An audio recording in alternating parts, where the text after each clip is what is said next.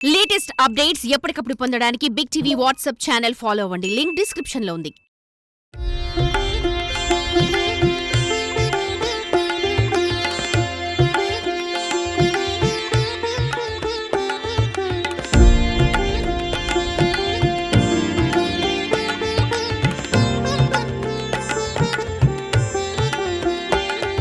ఇది ఈనాటి మాట కాదు, దాదాపుగా 200 సంవత్సరాల కాలం నాటిది. చోళుల కాలంలో దూది వ్యాపారస్తులు పొదలకూరు శివాలయ ప్రాంగణంలో రాత్రిపూట సేదతీరేవారు. అలా దూది మూటలతో ఓ రోజు రాత్రి దూది వ్యాపారి విశ్రాంతి తీసుకున్నాడు. తెల్లారి లేచి చూసేసరికి కొన్ని దూది మూటలు తగినట్లుగా గ్రహించి బాధపడుతుండటంతో విఘ్నేశ్వరుడు ప్రత్యక్షమై దూది మాయమైందని బాధపడవద్దని, నీకు మిగిలిన దూదితో మంచి లాభాలు వస్తాయని చెప్పాడు. అంతేకాదు, వ్యాపారం బాగా జరిగాక విఘ్నేశ్వరుడికి గుడిని ఏర్పాటు చేయమని చెప్పాడట. అలా స్వయంభుగా వెలిసిన విఘ్నేశ్వరుడి కథ ఇది.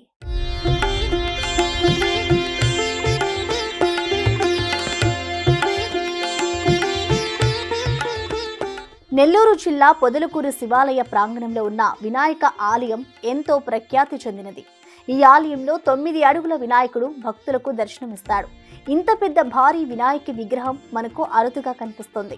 ఈ వినాయక ఆలయంలో పూజలు చేస్తే కోరిన కోరికలు నెరవేరుతాయని భక్తుల ప్రగాఢ నమ్మకం. అందుకే పొదలకూరు ప్రాంత భక్తులతో పాటుగా చుట్టుపక్కల నుంచి కూడా భక్తులు తరచూ ఈ ఆలయానికి వస్తుంటారు.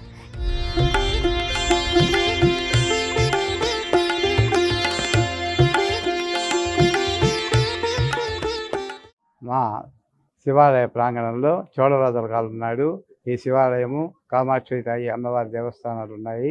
అప్పుడు ఈ ప్రాంతం అంతా కూడా ఖాళీగా ఉన్నింది కాబట్టి దూది వ్యాపారస్తులు దూది వ్యాపారార్థమై వెళ్తూ అప్పుడు బస్సు సౌకర్యాలు లేవు, బస్సులు వ్యాన్లు లేవు కాబట్టి వాళ్ళు దూదిని బండ్ల మీద తీసుకుని వచ్చి ఈ ఖాళీ ప్రదేశంలో ఉంచుకొని నిద్ర చేశారు. వాళ్ళు నిద్రలే చూసేటప్పటికీ వాళ్ళు తీసుకొచ్చిన దూదిలో కొంత దూది విఘ్నేశ్వర రూపంలో వెలిసి ఉండింది. వాళ్లకు మళ్ళా కళ్ళలో కనిపించి, నేను విఘ్నేశ్వరుణ్ణి ఇక్కడ వెలిశాను, మీరు దూది పాడైపోయిందని బాధపడవద్దు, మీకు ఆ కొరవ దూదిలోనే మీకు అధికంగా లాభాలు వస్తాయి అని చెప్పాడు. ఆ చెప్పిన విధంగానే వారికి అధిక లాభాలు ఆ కొరవ సగం దూదిలోనే వచ్చాయి. వాళ్ళు మరలా కళ్ళలో కనిపించి, మీరు తిరిగి వెళ్ళేటప్పుడు ఒక చిన్న గుడిని నిర్మాణం చేసి వెళ్ళండి అని చెప్పారు. వారు తిరిగి వాళ్ళ వ్యాపారం పూర్తి చేసుకుని వెళ్ళేటప్పుడు ఒక చిన్న గుడిని, చిన్న విఘ్నేశ్వరుడిగా ఉన్నాడు కాబట్టి చిన్న గుడి నిర్మాణం చేసి వెళ్ళారు. ఇక ఈ ఆలయంలోని భారీ వినాయకుని విగ్రహం వెనుక ఒక కథ ప్రచారంలో ఉంది. ఇక్కడి శివాలయం చోళుల కాలం నాడు నిర్మించారని చెబుతుంటారు. అదే కాలంలో దూది వ్యాపారం చేసే ఓ వ్యాపారి ఈ ఆలయ ప్రాంగణంలో దూది బస్తాలు వేసుకొని నిద్రిస్తుండగా కొన్ని దూది మూటలు మాయం కావడం గమనిస్తాడు. దూది బస్తాలు మాయమయ్యాయని బాధపడుతుండగా విఘ్నేశ్వరుడు ప్రత్యక్షమై ఆ దూది మూటలతోనే తాను వినాయకుడిగా మారుతానని చెప్పాడట. దూది కోల్పోయినందుకు బాధపడవద్దని, దూది వ్యాపారంలో బాగా లాభాలు వస్తాయని వరమించినట్లు స్థానికులు చెబుతుంటారు. ఆ దూది వ్యాపారికి బాగా లాభాలు రావడంతో స్వయంభుగా వెలిసిన ఆ విఘ్నేశ్వర విగ్రహానికి చిన్న గుడి కూడా నిర్మించాడు. అయితే కాలక్రమంగా ఆ గుడిలోని విగ్రహం పెరుగుతూ ఉండటంతో స్థానిక వ్యాపారులు పెద్ద ఆలయం నిర్మించారు. అలా మొదలైన ఈ వినాయక ఆలయం నేటికి భక్తులతో కొంగు బంగారంగా విరాజిల్లుతోంది. ఇప్పటికీ కోరిన కోరికలు తీర్చే మహాగణపతిగా ఈ ఆలయానికి పేరు ఉంది. నూతన వధూవరులు, పరీక్షలకు వెళ్లే విద్యార్థులు, అలాగే నూతనంగా వ్యాపారం మొదలుపెట్టేవారు ఈ ఆలయంలో తప్పనిసరిగా పూజలు చేసి వెళ్తుంటారు.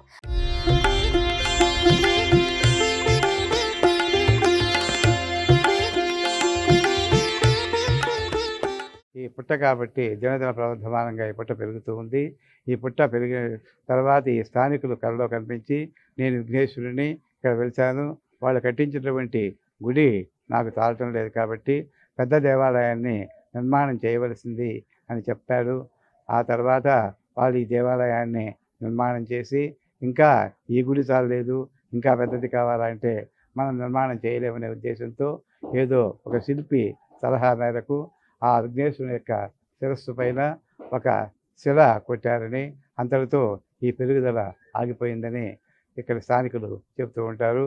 ఈ మా విఘ్నేశ్వర దేవాలయానికి పరీక్షలకు వెళ్ళే విద్యార్థులు, నూతనంగా వ్యాపారం ప్రారంభం చేసేవాళ్ళు, ఉద్యోగంలో నూతనంగా చేరేవాళ్ళు అందరూ కూడా ఈ స్వామివారిని దర్శించి స్వామివారి యొక్క ఆశీర్వచనములు అందుకొని వారి యొక్క కార్యక్రమాలను నిర్విఘ్నంగా కొనసాగిస్తూ ఉంటారు. మా దేవాలయంలో మహాశివరాత్రి బ్రహ్మోత్సవాలు 5 రోజులు నిర్విఘ్నంగా జరుగుతాయి. ఈ 5 రోజులు కూడా అధిక సంఖ్యలో జనాభా స్వామివారిని దర్శనం చేసుకుంటారు. మరికొంతమంది భక్తులు చిటీల రూపంలో తమ కోరికలు రాసి హుండీలో వేస్తుంటారు. ఇలా చేస్తే గణపతి తమ కోరికలు తీరుస్తారని భక్తుల అపార నమ్మకం. ఒకానొక సందర్భంలో స్వయంభుగా వెలిసిన విఘ్నేశ్వరుడి విగ్రహం రోజురోజుకి పెరగడం మొదలుపెట్టింది. దీంతో పెద్దల మాట ప్రకారం తలపై శిల కొడితే విగ్రహం పెరగడం ఆగిపోతుందని చెప్పడంతో ఓ వ్యక్తి విగ్రహం తలపై మేకు కొట్టాడు. అయితే మేకు కొట్టిన మరుక్షణమే అతను మృతి చెందినట్లు చెబుతుంటారు. ఇక అప్పటి నుండి పొడవు పెరగకుండా విగ్రహం వెడల్పు పెరగడం మొదలుపెట్టింది. వెడల్పు పెరగడంతో భారీ వినాయకుడిలా భక్తులకు కనిపిస్తుంటారు స్వామివారు. అప్పుడప్పుడు నాగుపాము కూడా గుడికి వచ్చి వెళ్తుంటుందని స్థానికులు చెబుతుంటారు. పొదలకూరు మండలంలో చుట్టుపక్కల ఎంతో ప్రసిద్ధి చెందిన ఈ ఆలయం మరింత అభివృద్ధి చెందాలంటే దాతలు ముందుకు వచ్చి సహాయ సహకారాలు అందించాలని పలువురు భక్తులు కోరుతున్నారు.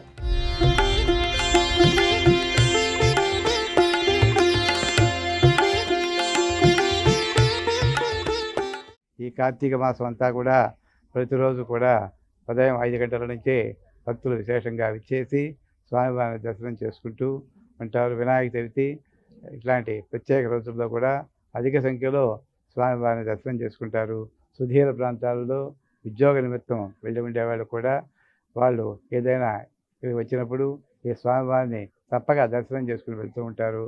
అంతేకాకుండా వాళ్ళు ఏదైనా కార్యక్రమాలు అక్కడ తలపెట్టినా కూడా ముందుగా ఇక్కడికి వచ్చి ఈ విఘ్నేశ్వర స్వామిని పూజించి తర్వాత వెళ్తూ ఉంటారు. ఆనాటి నుంచి కూడా ఈనాటి వరకు దినదిన ప్రవర్ధమానంగా మా విఘ్నేశ్వరాలయం ఈ దేవాలయం అభివృద్ధి చెందుతూ ఉంది. ఆ శివాలయం తర్వాత ఈ విఘ్నేశ్వరాలయం నిర్మాణం తర్వాత అయ్యప్ప స్వామి దేవాలయము ఈ విధంగా భక్తులతో ఈ కార్తీక మాసం అంతా కూడా పండగ వాతావరణాన్ని నెలకొని ఉంటుంది.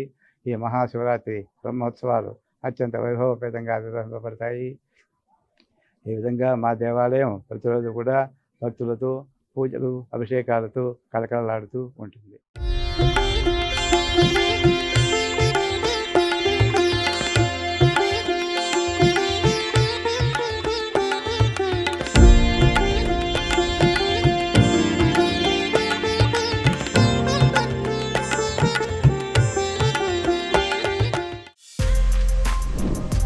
For more videos like this, subscribe Big TV channel.